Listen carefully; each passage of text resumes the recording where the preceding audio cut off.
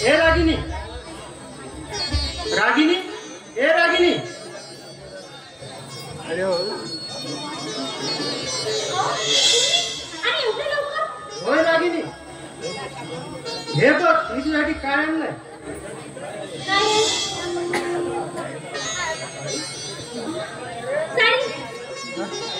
मला एक सांगा, तुमचा पगार तर 1 तारखेला होत होता ना, मग आज कसं काय झालं? नाही रागिनी, अगं आज माझा पगार नाही झाला तर माझा आज बँक मध्ये प्रमोशन झाला. मी असिस्टंट मॅनेजर झालो. खरंच? होय रागिनी, आणि त्याच आनंदाने मी तुझ्यासाठी साडी आणली. खरंच माझ्या किती प्रेम करताय तुम्ही. एका अनाथ लाचार मुलीला सौभाग्याचं लेणं देऊन तिला या समाजामध्ये जगण्याचं स्थान दिलं. यासाठी ना मी तुमचे उपकार कधीच विसरणार नाही. नाही रागिनी, तुझे हेच तर तुझे पायगुण आहे की तू ह्या घरात आलीस आणि मला बँकेत नोकरी मिळाली. आणि आज तुझ्या जन्मदिवशी माझं प्रमोशन सुद्धा झाला. काय? आज माझा जन्मदिवस आणि मलाच माहित नाही? होय रागिनी, असं तुझ्या जन्मदिवशी कसा विसरू शकतो. खरंच मी आज ना खूप आनंदी आहे. आज हा माझा संसार सोन्याने फुलून गेलेला आहे.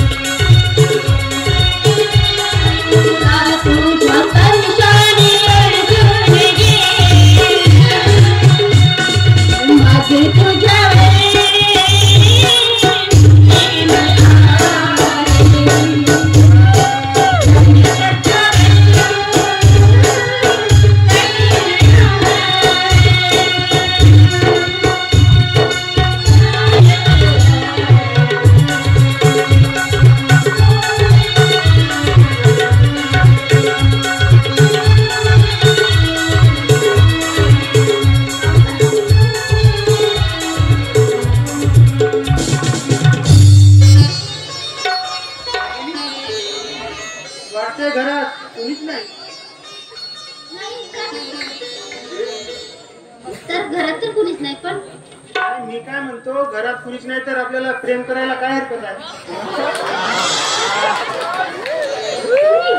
आणि माझ्यावर प्रेम करायला मला वाटत असे की तुम्ही माझ्यावर प्रेम करू शकता.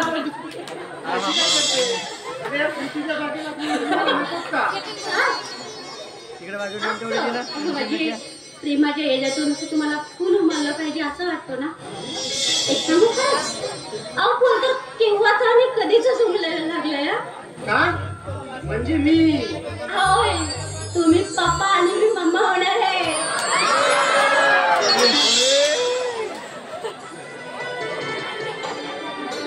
रागिनी, आज मी खूप खुश आहे. हे तर माझ्या हाती सोन्याचं स्वागत झालं.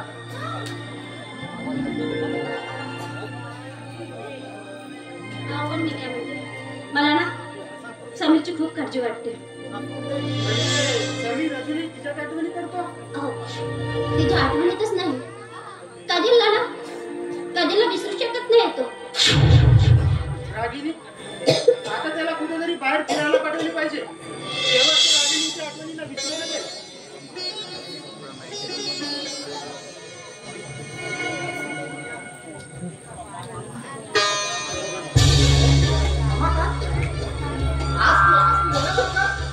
होय बाबा, आज मी तुम्हाला खुशखबर ऐकून देणार आहे. खुशखबर? अरे कसली खुशखबर? सुनबाई, आता तू तरी सांग, कसली खुशखबर? बाबा सांगा, पहिली कोणती ऐकणार? अरे अशी काय पहिली आणि दुसरी लावलाय? मला तर दोन्ही खुशखबरी ऐकायच्या. सांग बाबा, तुमच्यासाठी पहिली खुशखबर ही आहे की आज माझा बँक मध्ये प्रमोशन झाला. आणि दुसरी म्हणजे तुम्ही आजोबा होणार आहात. अरे वा, मग एवढी आनंदाची बातमी आणि तुम्ही मला हलका सांगता? आणि काय ग सुनबाई,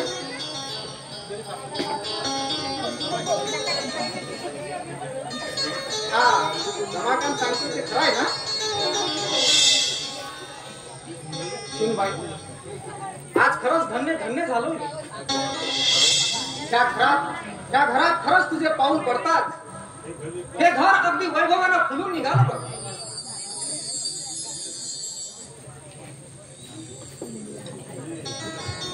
अरे समीर, अरे पोरा ही काय हालत करून बसलास तू पोरा? बरे आणखी किती दिवस त्या मुलीची आठवणी कसा तू पुढत बसणार आहे? समीर, हे बघ, अरे जे झालं ना ते विसरून जा. आणि ते काजल तुझ्या जीवनात कधीच मिळणार नाही. होय समीर, जे नशिबात असते तेच घडतं. नियतीच्या ओघाने काजलला तुझ्यापासून हिरावून घेतलं, त्याला कोण काय करू शकतो? समीर, तुझ्यासाठी एक आनंदाची बातमी आहे. आज माझा बँक मध्ये प्रमोशन झाला आणि तू काका सुद्धा होणार आहेस.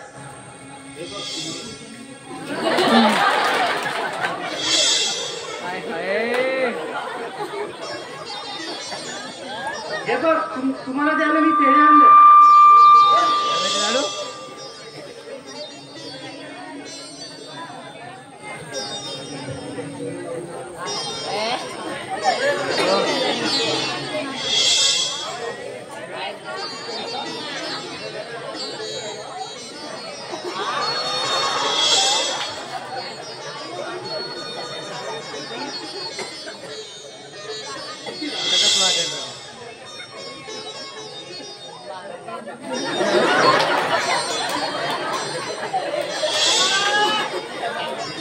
माझ्या भावाची काय बरोबर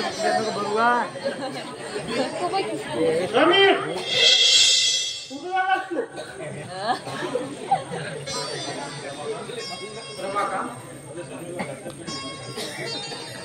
मला तर वाटते की त्या समीरला एखाद्या चांगल्या डॉक्टरकडे शहरात घेऊन जावं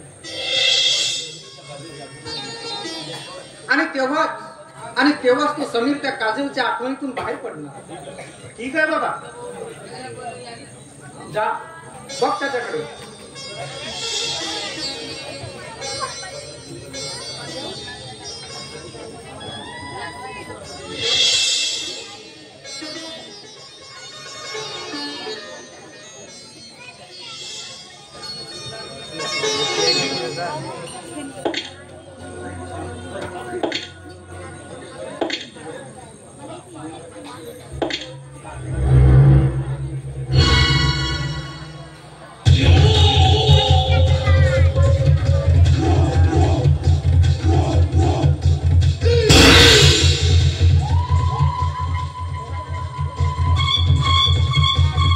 घर से निकला एक मुसाफिर, घर से निकला एक मुसाफिर, अंधेरी रात थी, बीच में शमशान था और उसी शमशान से आवाज निकली, ए मुसाफिर जरा थम के चल, क्योंकि कभी हम भी इंसान थे।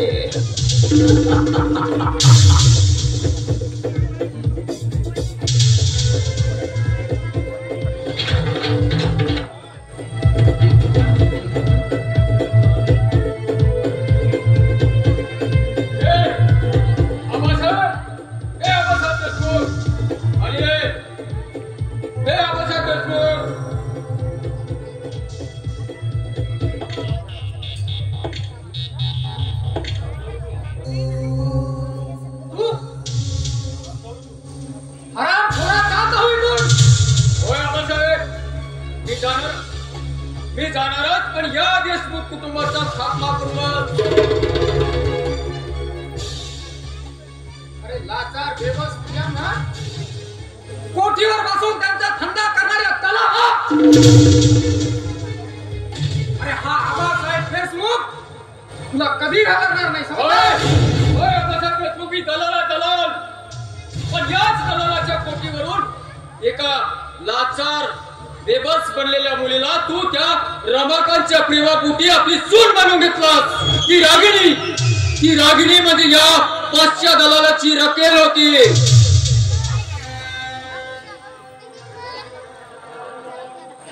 अरे माझ्या बाबासाहेब देशमुख, त्या रागिणीच्या बापाच्या ऑपरेशन साठी मी पैसा पुरवला होता मी, पण तू तिला माझ्यापासून हिसकावून घेतलास. तुला काय वाटलं पाहता?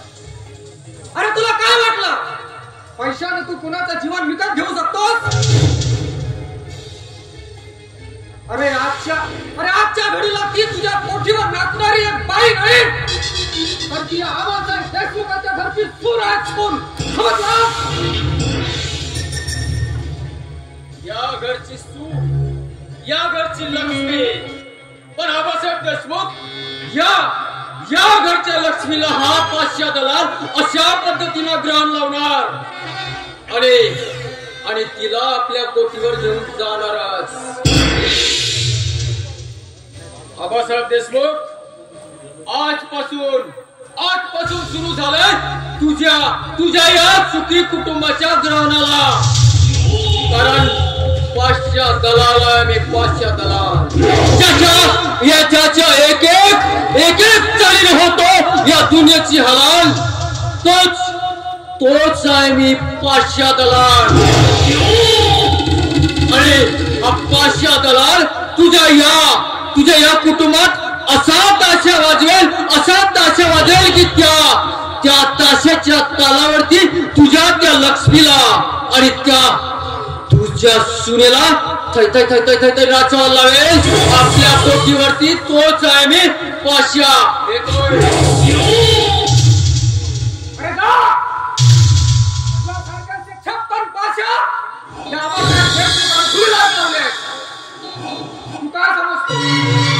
काय समजतोस की पैशाच्या जोरावर वाटेल त्या बाईला आपल्या कोठीवर नाचवशील?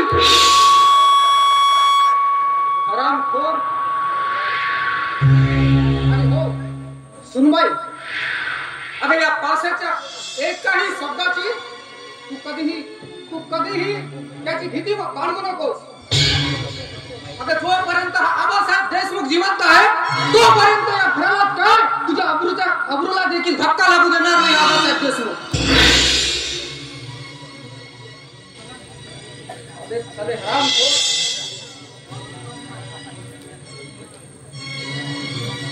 जा सुनबाई, जा आज जा.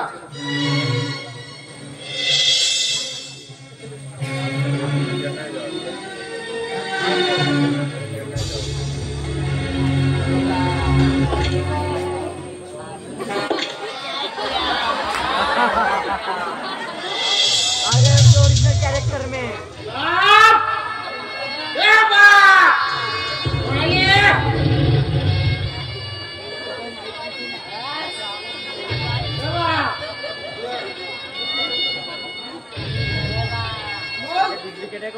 अमोल, तू आणि तुझी ही अवस्था.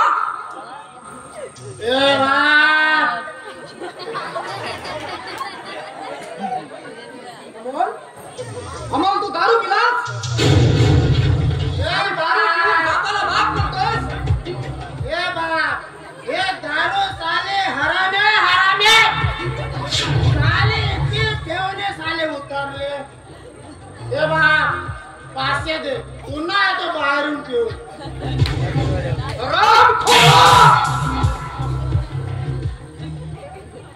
अरे या गावात सरपंचाच्या संमतीनं मी स्वतः दारूबंदी केली आणि आज माझ्याच घरात माझाच मुलगा दारू ढुसून माझीच इज्जत अब्रूला गुळीला मिळवतोय ना बाहेर मिळतोय, पितोय मी.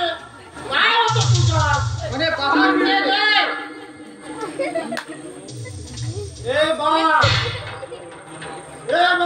तुझ्या वरंडाला मी घाबरणार आहे. अरे तू काय केलं माझ्यासाठी? त्या रमाकांतला नोकरी, बायको, सगळं काय ना मला काय लावाय का? अरे लावारीचा? अरे काय नाही केलं मी तुझ्यासाठी? अरे तुझ्यासाठी इतकं झिजून सुद्धा आज तू ह्या भरल्या घरात दारू पिऊन आलास? लावाय का? लाज तरी बाळगायची होतीस का थोडीशी? जा, अरे जा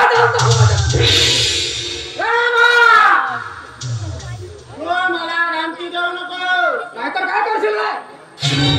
अरे बाप, या घरावर आणि या इस्टेटीवर एवढाच माझा हक्क आहे आणि तो घेतल्याशिवाय मी फक्त बसणारच नाही. अरे जा. तुझ्यासारख्या कुलांगार दिवट्याला छान भरायला घरात ठेवणार नाही. अहो, कशाला त्याला जा म्हटलं तुम्ही हा? अगं जाऊ दे सुनबाई, जाऊ दे. या अशा लावारीस मुलाला घरात ठेवण्यापेक्षा तो केव्हाचाही घराबाहेर पडलेलाच बरा.